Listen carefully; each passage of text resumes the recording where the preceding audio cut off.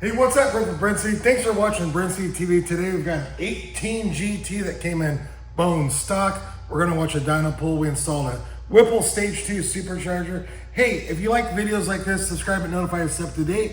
I have Doug with me, let's go check it out.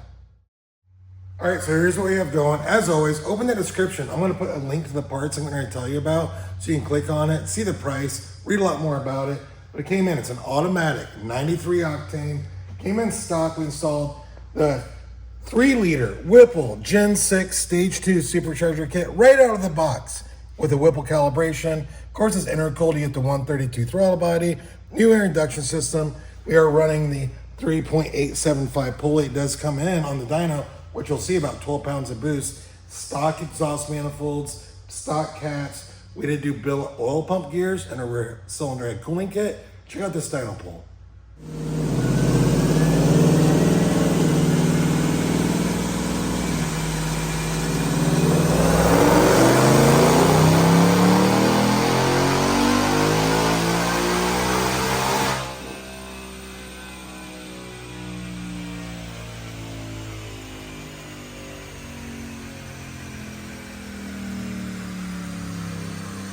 All right, DynoJet SAE Smoothing 5 automatic, 683 roll horsepower, 7,600 RPM. Torque, I like it, 544 at 5,700.